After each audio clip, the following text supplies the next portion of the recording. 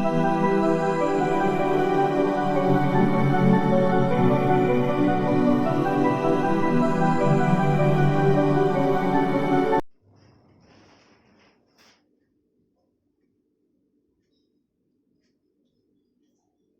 આપણે અન્ય બે આવર્તી વલણ વિશે ચર્ચા કરીશું।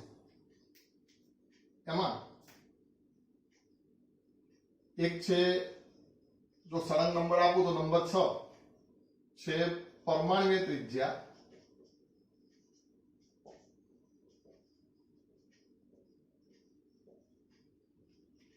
અને એક બીજું લઈ લઉં, જોડે જ લઈ લઉં છું, આયનીય ત્રિજ્યા।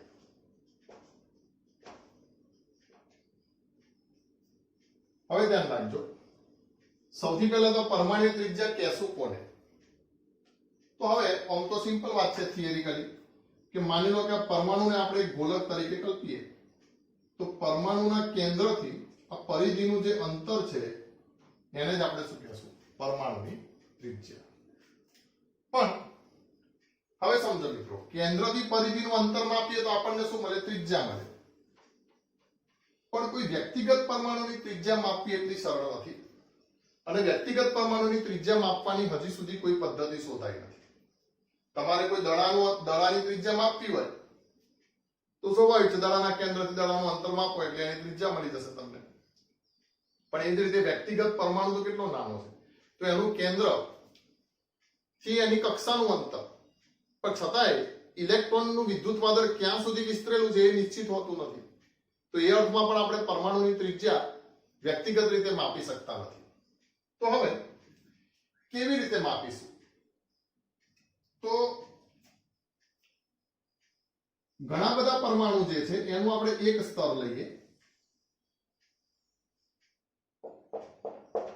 ઘણા બધા પરમાણુ આ રીતે ગોઠવાયેલા છે, એનું આપણે એક સ્તર લઈએ અને એમાંથી કોઈ કિરણ પસાર કરીએ અને બે કેન્દ્રો વચ્ચેનું સંતુલિત અંતર માપીએ। આ બે કેન્દ્રો વચ્ચેનું સંતુલિત અંતર, અને બે કેન્દ્રો વચ્ચેના અંતરનું અડધું મૂલ્ય જે થશે એ શું થશે? આપણી પરમાણુ ત્રિજ્યા થશે। ખ્યાલ આવે છે ને?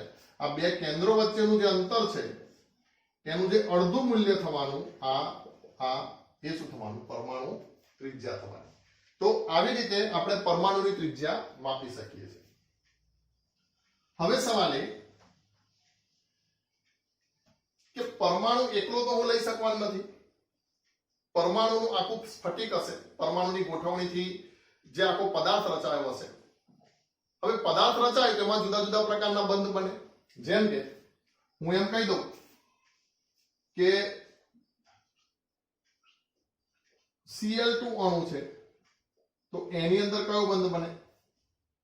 સહસંયોજક બંધ બને। પછી એમ કહી દઉં કે કોપર છે, તો કોપરની અંદર કયો બંધ બને? ધાત્વીય બંધ બને। તો Cl2 માં શું હશે? તો ક્લોરીનના પરમાણુ આ રીતે સહસંયોજક બંધથી જોડાયેલા હશે। સહસંયોજક બંધમાં શું થાય? એકબીજામાં ભાગીદારી થાય ને, એટલે મેં આમ બતાડ્યા। અને કોપરના સ્ફટિકમાં કોપરના પરમાણુ જે હશે એકબીજા સાથે આ રીતે ગોઠવાયેલા હશે। તો જેની અંદર સહસંયોજક બંધ બનતો હશે એના સંદર્ભમાં આપણે જે પરમાણ્વીય ત્રિજ્યા છે એને કહીશું સહસંયોજક ત્રિજ્યા।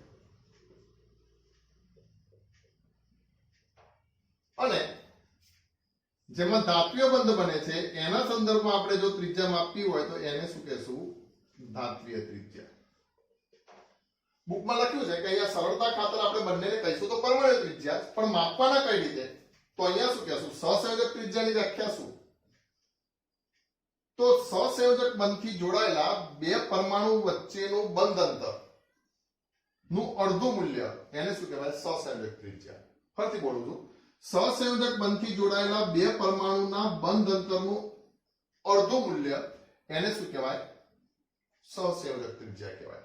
જ્યારે ધાતુ સ્ફટિકમાં એકબીજાને સંલગ્ન રહેલા એટલે લગ્ન, જોડાણ, સંલગ્ન એટલે પાસ પાસે, એકબીજાને સંલગ્ન રહેલા બે ધાત્વીય પરમાણુના કેન્દ્રો વચ્ચેના અંતરના અડધા મૂલ્યને ધાત્વીય ત્રિજ્યા કહે છે। વાત તો કેન્દ્રો વચ્ચેનું અડધું મૂલ્ય જ છે, પણ અહીંયા સહસંયોજક અને અહીંયા કને ધાત્રીય. ફરી એકવાર બોલી દઉં. સહસંયોજક બંધથી જોડાયેલા બે પરમાણુના બંધ અંતરનું અડધું મૂલ્ય સહસંયોજક ત્રિજ્યા કહેવાય છે, જ્યારે ધાત્વિય સ્ફટિકમાં બે પાસ પાસેના પરમાણુઓના કેન્દ્રો વચ્ચેના અંતરનું અડધું મૂલ્ય ધાત્વિય ત્રિજ્યા કહેવાય છે. જેમ કે Cl2 માં બંધ અંતર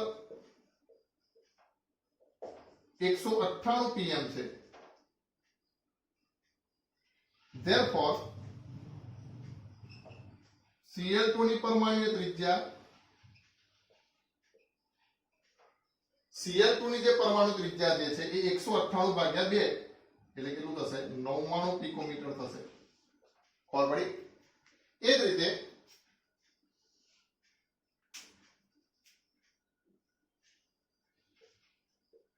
Cu માં બે કેન્દ્રો વચ્ચેનું અંતર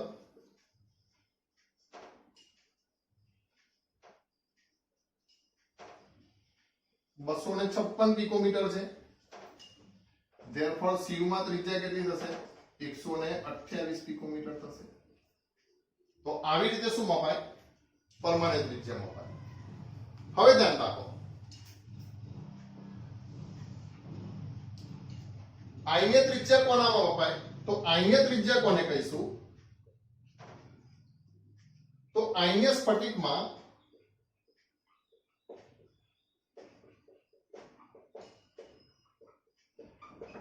આયનો વચ્ચે ના અંતર નું અડધું મૂલ્ય, એને શું કહેશું? આયનીય ત્રિજ્યા. દાખલા તરીકે હું એમ કહી દઉં કે NaCl માં Na+Cl Na+Cl એ રીતે આયનોથી ગોઠવાયેલા હોય તો આ આયનો વચ્ચેનું જે અડધું મૂલ્ય જે આપણે લઈશું એના ઉપરથી આપણને શું મળશે? આયનીય ત્રિજ્યા મળશે. એક વાત. બીજું, આયનીય ત્રિજ્યામાં આપણે ખાસ નોંધ યાદ રાખીશું, આ મેઇન યાદ રાખી લો. આયનીય ત્રિજ્યામાં જે પણ પ્રશ્ન પૂછાશે એ આના આધારે પૂછાશે કે ધન આયન જનક પરમાણુ કરતા નાનો હોય છે. બીજા નંબરમાં ઋણ આયન જનક પરમાણુ કરતા મોટો હોય છે. ધન આયન એના જનક પરમાણુ એટલે જેમાંથી બન્યો છે એ, મતલબ હું એમ કહી દઉં કે દાખલા તરીકે Na+ is less than Na થશે. ધન આયન જનક પરમાણુ કરતા નાનો હશે, પણ Cl કરતા Cl- કેવો થશે? મોટો થશે. તો ધન આયન જનક પરમાણુ કરતા નાનો, પણ ઋણ આયન જનક પરમાણુ કરતા કેવો હશે? મોટો હશે. કારણ સમજો. દાખલા તરીકે હું તમને એમ કહી દઉં કે આ સોડિયમની વાત કરીએ આપણે, Na. તો હવે ધ્યાન રાખજો, Na નું આ કેન્દ્ર. હવે સોડિયમ પરમાણુના કેન્દ્રમાં અહીંયા કને કેન્દ્રમાં કેટલા પ્રોટોન હશે? 11 પ્રોટોન હશે. એક વાત. બીજું, અહીંયા 2 ઇલેક્ટ્રોન, પછી 8 ઇલેક્ટ્રોન અને પછી 1 ઇલેક્ટ્રોન. હવે સમજો, Na માંથી બને Na+, તો અહીં તો કેવું લોચો વાગ્યો? ઇલેક્ટ્રોન દૂર થઈ ગયો, આખો એલા કક્ષા જતી રહી. કદ કેવું થઈ ગયું? એકદમ ઘટી ગયું, નાનો થઈ ગયો. ચલો, એ તો સિમ્પલ, અહીંયા તો સિમ્પલ એમને જ નાનો થઈ ગયો. પણ માની લો કે અહીંયા મેં કીધું કે Mg, તો Mg+ એવું રાખું છું. આમ તો Mg+2 હોય, પણ આપણે પ્લસ થી સમજીએ. તો અહીંયા કેટલા ઇલેક્ટ્રોન છે? 2 ઇલેક્ટ્રોન. હવે અહીંયા Mg માં કેટલા પ્રોટોન થશે? તો 12 પ્રોટોન અને 12 ઇલેક્ટ્રોન. જ્યારે Mg+ ની અંદર શું થશે? તો 12 પ્રોટોન અને 11 ઇલેક્ટ્રોન. તો અહીંયા જો સમજો, અસરકારક કેન્દ્રીય વીજભાર એ કોનું વધી જવાનું? તો Mg+ નું વધી જવાનું, 12 પ્રોટોન નું 11 ઇલેક્ટ્રોન ઉપર. કારણ કે અહીંયા આકર્ષણ કોનું થશે 12 ઇલેક્ટ્રોન વચ્ચે, જ્યારે અહીંયા કને 11, એટલે અહીંયા શું થશે, આનો અસરકારક કેન્દ્રીય વીજભાર જ્યારે ધન આયન બનશે એટલે આનો અસરકારક કેન્દ્રીય વીજભાર શું થઈ જશે, ઘણો બધો વધી જશે, 1 ઇલેક્ટ્રોન દૂર થવાના કારણે. હવે યાદ રાખો, અસરકારક કેન્દ્રીય વીજભાર તો ખ્યાલ છે ને, ઇલેક્ટ્રોન નું અપાકર્ષણ, શિલ્ડિંગ અસર, જેને આપણે શું કરવાની, બાદ કરવાની. તો અહીંયા હવે 2 ઇલેક્ટ્રોન હતા, એની જગ્યાએ કેટલા ઇલેક્ટ્રોન થઈ ગયો છે, 1 જ ઇલેક્ટ્રોન થયા છે. જો 2 ઇલેક્ટ્રોન હોત તો એકબીજા વચ્ચે અપાકર્ષણ થાત તો કક્ષા કેવી થઈ જાય, મોટી થઈ જાય ઇલેક્ટ્રોનના અપાકર્ષણના કારણે. પણ હવે 1 જ ઇલેક્ટ્રોન છે તો કક્ષા કેવી છે, નાની છે. અને પ્લસ કેન્દ્રનો ધન વીજભાર તો એટલો ને એટલો જ છે ને, એટલે શું થશે, વધારે કક્ષા સંકોચાશે. એટલે હંમેશા ધન આયન જનક પરમાણુ કરતા કેવો હોય, નાનો હોય. એ જ વસ્તુ હવે તમે ક્લોરીનમાં સમજો. જેમ કે જો આ ક્લોરીન તો Cl, તો અહીંયા કેટલા ઇલેક્ટ્રોન હશે, 7 ઇલેક્ટ્રોન હશે. પ્રોટોન કેટલા હશે, તો પ્રોટોન તો 17 જ છે. પણ Cl માઈનસ માં શું થશે, 1 ઇલેક્ટ્રોન વધી જશે, એટલે કેટલા ઇલેક્ટ્રોન આવી જશે, 8 ઇલેક્ટ્રોન આવી જશે. જ્યારે અહીંયા પ્રોટોન તો કેટલા છે, 17 જ છે કેન્દ્રમાં. તો અહીંયા શું થવાનું, કેન્દ્રમાં તો પ્રોટોન એટલા જ છે, પણ અહીંયા ઇલેક્ટ્રોન વધી ગયા, એટલે ઇલેક્ટ્રોન અપાકર્ષણ શું થાય, વધી જાય. ઇલેક્ટ્રોન અપાકર્ષણ વધે એટલે કક્ષાનું શું થઈ જાય, વિસ્તરણ થઈ જાય. એટલા માટે ઋણ આયન જે છે એ કેવો થઈ જાય, મોટો થઈ જાય. તો ઋણ આયન એ જનક પરમાણુ કરતા કેવું થઈ જશે, મોટો. પડી ખબર?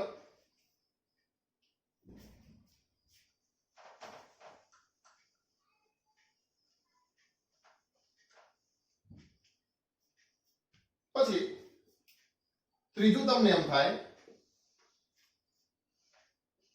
કે નિષ્ક્રિય વાયુ જે છે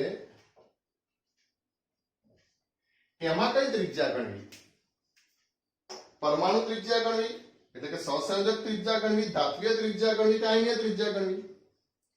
કારણ કે નિષ્ક્રિય વાયુ તો નિષ્ક્રિય છે, એની અંદર કોઈ પ્રકારનું બંધ બનતો નથી. તમને ખબર છે He હોય, હિલિયમ હોય, આર્ગોન હોય, કોઈ દિવસ Ar2 એવું નહીં હોય, He2 એવા કોઈ અણુ હોતા નથી. તો નિષ્ક્રિય વાયુ છે તો એની અંદર પરમાણુ જ એકબીજાથી દૂર હોય છે. જેમ કે એમ કહ્યું કે હિલિયમનો એક પરમાણુ ના પણ હિલિયમનો બીજો પરમાણુ, તો કેન્દ્ર વચ્ચેનું અંતર તો કેટલું બધું વધી જાય. એટલે બુકમાં એવું લખ્યું છે કે નિષ્ક્રિય વાયુમાં પરમાણુય ત્રિજ્યાનું મૂલ્ય ખૂબ જ મોટું થઈ જાય છે. તમને એમ થાય કે યાર એમ કેમ ખૂબ મોટું થાય, કારણ સમજો. કારણ કે આપણે માપીએ છીએ ક્યાંથી, આ અંતર ઉપરથી માપીએ છીએ ને. તો નિષ્ક્રિય વાયુમાં આ અંતર ઘણું બધું વધારે હોય, કારણ કે નિષ્ક્રિય વાયુના પરમાણુ તો કેવાય એક પરમાણુ તો છૂટા છૂટા હશે. તો આ અંતર ઘણું બધું વધારે હોય, એટલે નિષ્ક્રિય વાયુમાં જે ત્રિજ્યા માપવામાં આવે એ આંતર આણ્વીય આકર્ષણ બળના આધારે માપવામાં આવે. અણુ વચ્ચે જે આકર્ષણ બળ લાગે એના આધારે. એ આકર્ષણ બળને શું કહેવાય, આંતર આણ્વીય આકર્ષણ બળ. એટલે કે અણુ વચ્ચે લાગતું નિર્બળ આકર્ષણ બળ એને બોલાય આંતર આણ્વીય આકર્ષણ બળ. વાન્ડરવાલ્સ નામના વૈજ્ઞાનિકે શોધ્યું હોવાથી એને વાન્ડરવાલ્સ બળ પણ કહે છે. તો નિષ્ક્રિય વાયુમાં જે ત્રિજ્યા હશે એને કહેશું આપણે વાન્ડરવાલ્સ ત્રિજ્યા.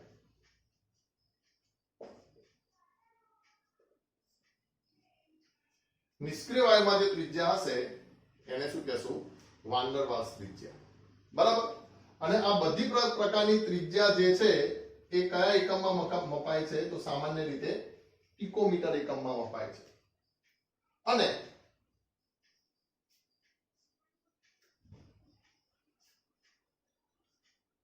કઈ પદ્ધતિથી મપાય છે, તો સહકિરણ અથવા અન્ય વર્ણપટ દર્શકી પદ્ધતિ વડે મપાય છે. બુકમાં ગુજરાતી કર્યું છે, વર્ણપટ દર્શકી પદ્ધતિ. બીજા પાઠમાં આપણે જોયું ને હાઇડ્રોજનનો ઉત્સર્જન વર્ણપટ હતો, એમ વર્ણપટ જુદા જુદા પ્રકારના હોય. સહકિરણ વર્ણપટ હોય, પછી ઉત્સર્જન વર્ણપટ, શોષણ વર્ણપટ, આલ્ફા વર્ણપટ, બીટા વર્ણપટ. ટૂંકમાં તો એ વર્ણપટ જુદા જુદા પ્રકારના હોય. તો એ પદ્ધતિઓને શું કહેવાય, વર્ણપટ દર્શકી પદ્ધતિ. વર્ણપટ દર્શકી પદ્ધતિમાંની એક પદ્ધતિ, શ્રેષ્ઠ પદ્ધતિ કઈ છે વર્ણપટ દર્શકીમાં, એક્સરે પદ્ધતિ છે. તો આ એક્સરે એટલે કે સહકિરણ વર્ણપટની પદ્ધતિ મારફતે આપણે શું માપી શકીએ છીએ, પરમાણુની ત્રિજ્યા માપી શકીએ છીએ. ટૂંકમાં રસાયણ વિજ્ઞાનમાં કંઈ બી પૂછે ને તો કહી દેવાનું વર્ણપટદર્શકી પદ્ધતિથી આ બધી વસ્તુ મપાય. બરાબર. તો આપણે આ સામાન્ય માહિતી લીધી. પરમાણુ ત્રિજ્યા આપણે સહસંયોજક અને ધાત્વીય ત્રિજ્યાના સંદર્ભમાં વ્યાખ્યાયિત કરી. આયનીય ત્રિજ્યા કોને કહેવાય? તો આયનીય સ્ફટિકમાં આપણે જે અંતર છે એનું અડધું મૂલ્ય લઈ લઈશું એટલે આયનીય સ્ફટિક આયનીય ત્રિજ્યા રચાશે. આ મુદ્દો યાદ રાખ્યો, ધન આયન જનક પરમાણુ કરતા નાનો હોય અને ઋણ આયન જનક પરમાણુ કરતા કેવો હોય? મોટો હોય. નિષ્ક્રિય વાયુના સંદર્ભમાં આપણે કઈ ત્રિજ્યા માપીશું? વાન ડર વાલ્સ ત્રિજ્યા માપીશું. અને એક નોંધ ખાસ બીજી યાદ રાખીશું કે હંમેશા સહસંયોજક ત્રિજ્યા ઇઝ લેસ ધેન, ચલો અલગ લખું, તમે પોતે ગેસ કરો કઈ ત્રિજ્યાનું મૂલ્ય મોટું હશે? સહસંયોજક ત્રિજ્યાનું કે ધાત્વીય ત્રિજ્યાનું કે વાન ડર વાલ્સ ત્રિજ્યાનું? તો સૌથી મોટી કઈ હોય? વાન ડર વાલ્સ ત્રિજ્યા. કારણ કે પરમાણુ દૂર દૂર ને. સહસંયોજક બંધમાં શું થવાનું? એકબીજા વચ્ચે ભાગીદારી થવાની, એટલે કક્ષકો એકબીજામાં મિક્સ થઈ જવાની. એટલે સૌથી ઓછું મૂલ્ય કોનું હોય? સહસંયોજક ત્રિજ્યાનું હોય. પછી ધાત્વીય ત્રિજ્યાનું હોય, પછી આયનીય ત્રિજ્યાનું હોય અને પછી વાન ડર વાલ્સ ત્રિજ્યાનું હોય. બરાબર. પરમાણુ આયનીય વચ્ચે મૂકી દીધું છે ને, આ ના લે તો પણ ચાલે, પણ પરમાણુ ત્રિજ્યાની અંદર સૌથી ઓછું મૂલ્ય કોનું? તો સહસંયોજક ત્રિજ્યાનું, પછી ધાત્વીય ત્રિજ્યાનું અને એનથી વધારે કોનું? તો વાન ડર વાલ્સ ત્રિજ્યાનું. આ એક્સેપ્શનલ બાબત છે, એની અંદર કદાચ અપવાદ હોય પણ શકે, પણ છતાંય વચ્ચે આપણે મૂકી દીધું છે કે આયનીય ત્રિજ્યા. બરાબર. તો આટલી વાતો આપણે નોંધવાની છે. હવે આપણે જોઈ લઈએ આવર્તીકરણ. આ બધું આખો આ ચેપ્ટર જે છે ને લોજિક ઉપર આધારિત છે કે તમે આવર્ત કોષ્ટકને કઈ રીતે સમજો છો, તમારા મગજમાં કયું લોજિક એના વિશે ફિટ થયેલું છે, અને એ લોજિકલ બેઝ ઉપર જ ક્વેશ્ચન આ ચેપ્ટરમાંથી આવશે. શું વધે ને શું ઘટે ને કોની ત્રિજ્યા નાની ને કોની મોટી ને એવા બધા પ્રશ્નો મોટે ભાગે પૂછાતા હોય. ખાલી નીટ 2020 માં જ એકદમ ઈઝી પ્રશ્ન પૂછી નાખ્યો તો, બાકી જનરલી વધે ઘટે ઉપરથી આના પ્રશ્નો આવતા હોય છે. આપણને આગળ ઇનઓર્ગેનિક કેમિસ્ટ્રીના 12મા ધોરણના પણ બીજા ચેપ્ટર્સ છે અને 11મા ધોરણના પણ ચેપ્ટર્સ છે, એમાં પણ આ બધા મુદ્દાઓ યાદ આપણને ઉપયોગી થવાના છે, એટલે ખાસ તમારે ધ્યાનમાં રાખવાના છે. તો હવે જુઓ, સમજો. આવર્તમાં ડાબીથી જમણી તરફ જતા અને સમૂહમાં ઉપરથી નીચે તરફ જતા. તો આવર્તમાં ડાબીથી જમણી તરફ જતા પરમાણુ ત્રિજ્યા કે આયનીય ત્રિજ્યા શું થશે? ઘટશે. અને સમૂહમાં ઉપરથી નીચે તરફ જતા પરમાણુ ત્રિજ્યા કે આયનીય ત્રિજ્યા શું થશે? વધશે. સમજો, વાત સમજો. આવર્તમાં ડાબીથી જમણી તરફ, તો દાખલા તરીકે એમ કીધું કે લિથિયમ, બેરિલિયમ, બોરોન આમ જઈએ છે, તો ત્રિજ્યા શું થશે? ઘટશે. કેમ? કારણ કે વાત સમજો. એક ઇલેક્ટ્રોન એટલે કોણ આવ્યું? લિથિયમ. પણ કેન્દ્રમાં પ્રોટોન કેટલા છે? 3. બીજો ઇલેક્ટ્રોન તો કોણ આવ્યું? બેરિલિયમ. પણ કેન્દ્રમાં પ્રોટોન કેટલા થઈ ગયા? 4. તો સ્વાભાવિક છે કક્ષાથી ઇલેક્ટ્રોનનું કેન્દ્રથી કક્ષાનું અંતર તો એટલું ને એટલું જ રહ્યું, પણ શું વધી ગયું? કેન્દ્રીય વીજભાર વધી ગયો, એટલે અસરકારક કેન્દ્રીય વીજભાર વધી ગયો, એટલે આના પ્રમાણમાં બી ની ત્રિજ્યા કેવી થઈ ગઈ? ઓછી થઈ ગઈ. પછી બોરોન, તો 3 ઇલેક્ટ્રોન આવી ગયા, તો ત્રિજ્યા n થી ઓછી. બોરોન પછી કાર્બન, પછી તમે સમજી શકો છો ને નાઇટ્રોજન, ઓક્સિજન. તો આવી રીતે અસરકારક કેન્દ્રીય વીજભાર વધવાને કારણે કેન્દ્રથી કક્ષાનું અંતર તો વધતું નથી, પણ અસરકારક કેન્દ્રીય વીજભાર વધે છે, એટલે આકર્ષણના કારણે કક્ષાઓ શું થાય છે? સંકોચાય છે. અને કક્ષાઓ સંકોચાય છે એટલે ત્રિજ્યા શું થઈ જાય છે? ઘટી જાય છે. એટલે આપણે કહેશું આવર્તમાં ત્રિજ્યા શું થશે? ઘટશે. અને સમૂહ તો હવે તમે સમજી ગયા. જો આ હાઇડ્રોજન, પછી લિથિયમ, પછી સોડિયમ, પછી પોટેશિયમ, રૂબિડિયમ. તો hydrogen, lithium, sodium, potassium, rubidium, જેમ જેમ આગળ જઈએ એમ શું થતું જાય છે? નવી કક્ષા ઉમેરાતી જાય છે. મુખ્ય ક્વોન્ટમ અંક વધે છે, નવી કક્ષા ઉમેરાય છે. તો સમૂહમાં ઉપરથી નીચે તરફ જતા પરમાણુ ત્રિજ્યા શું થશે? વધે. આઈને ત્રિજ્યા પણ વધે જો સમાન વીજભાર હોય તો. બીજું તમે યાદ રાખશો, ફરીથી અહીંયા આગળ લખી નાખું. મેઇન વાત હવે આટલી જ યાદ રાખવાની છે ખાસ. ધન આયન જનક પરમાણુ કરતા નાનો અને ઋણ આયન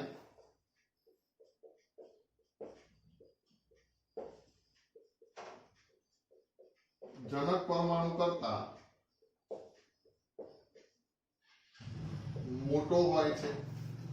અને બીજું ખાસ યાદ રાખશે એના પછીનું, જેમ જેમ ધન વીજભાર વધે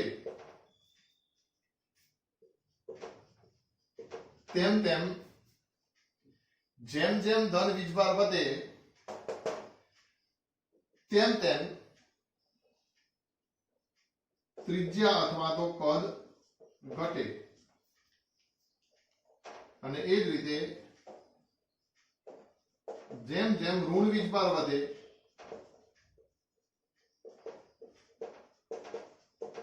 તેમ તેમ ત્રિજ્યા અથવા તો કદ શું થશે? વધે. પણ કન્ડિશન એપ્લાય. કન્ડિશન એપ્લાય કઈ કન્ડિશનમાં આ વસ્તુ યાદ રાખવાની? કન્ડિશન એપ્લાય ખબર છે ને? શરતો લાગુ. દુકાનોમાં આવે ને સેલ સેલ સેલ, આવો આટલા રૂપિયામાં વસ્તુ મળશે, પણ અંદર બધી શરતો લાગુ હોય. એટલે શરતો લાગુ. કન્ડિશન એપ્લાય શું? એક જ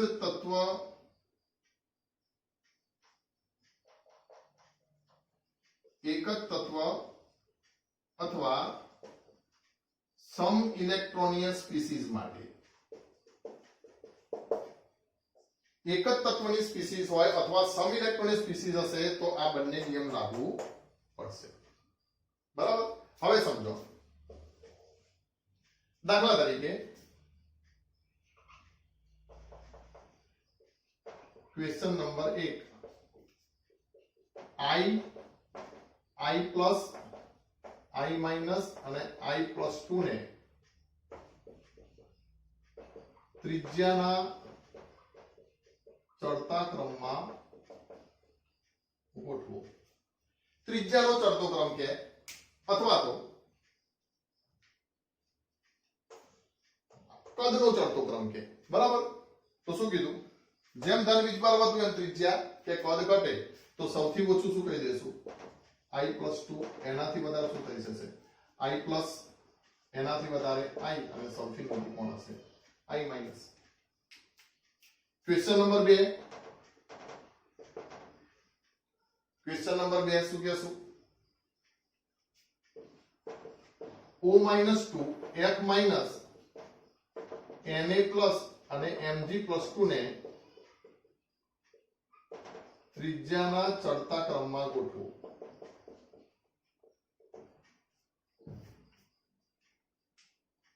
તો શું કહેશું?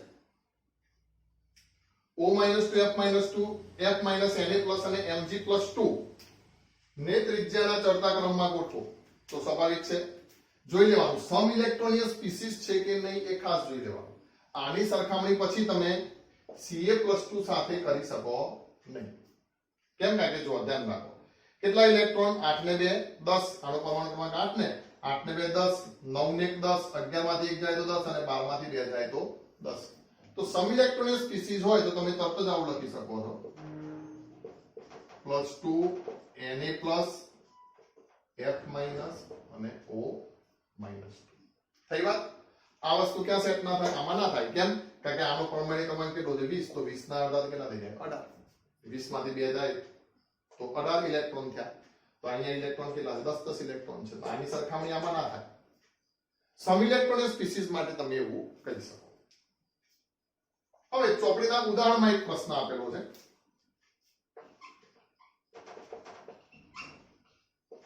Mg+2 Al+3 Al અને Mg ને કદના ચડતા ક્રમમાં ગોઠવો.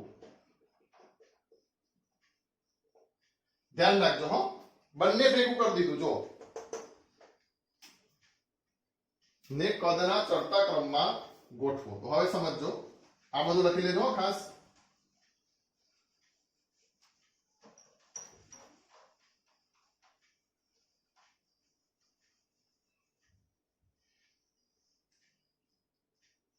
પહેલા શું કહેશું? ધન આયન Al+3. જો પહેલા તો પરમાણ્વીય ત્રિજ્યા,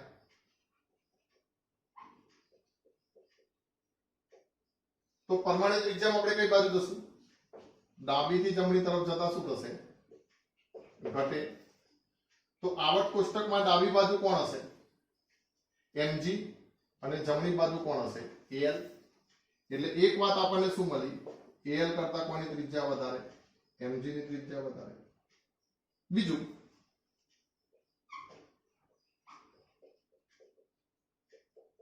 આયનીય ત્રિજ્યા. તો આયનીય ત્રિજ્યા હવે સમજો, જેમ ધન વીજભાર વધે એમ આયનીય ત્રિજ્યા ઘટે. તો Al+3 ઇઝ લેસ ધેન કોણ થઈ જશે? Al થઈ જશે. બરાબર. તો હવે તમે એક વસ્તુ તો આપણને અહીંયા કને ખબર પડી ગઈ કે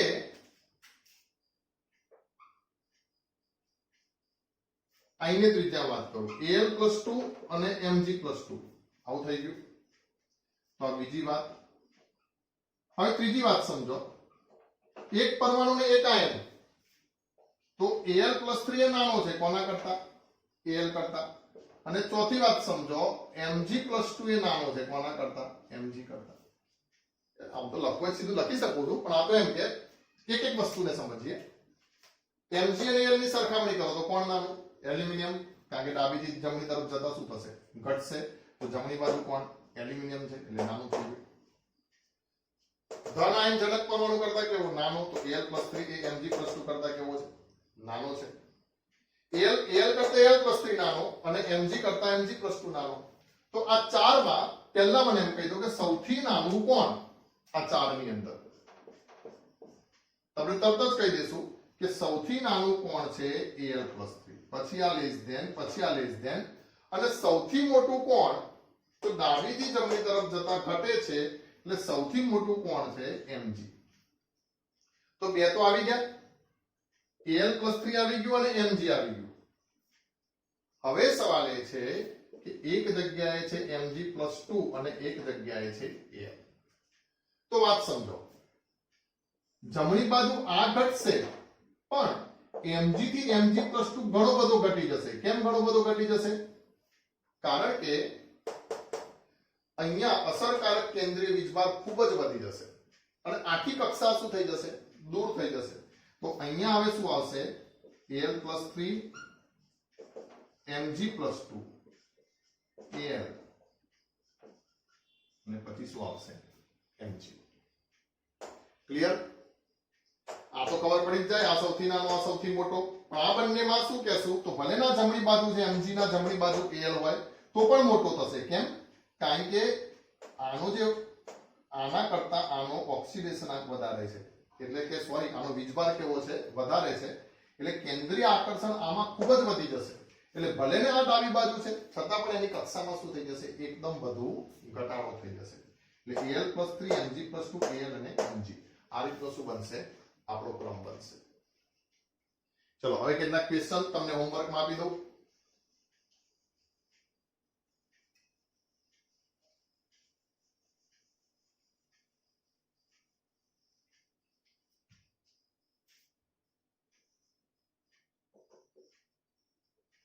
કદનો ચડતો ક્રમ લખો.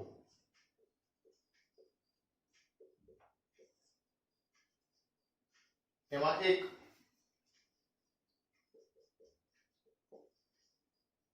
NaMg AlBe. પછી નંબર 2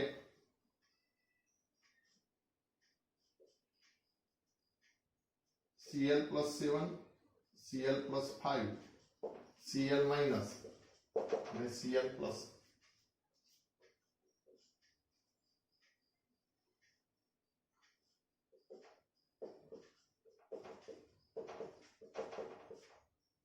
એફ અને સી આ ત્રણને તમારે શું કરવાનું છે કદના ચડતા ક્રમમાં ગોઠવીને મને મોકલવાનું છે બરાબર નીટ અને જેડબલ્યુ માં જે ક્વેશ્ચન લેવલ હશે એ નોર્મલી આ પ્રકારના હશે એટલે ગોઠવીને તમે મને બતાવો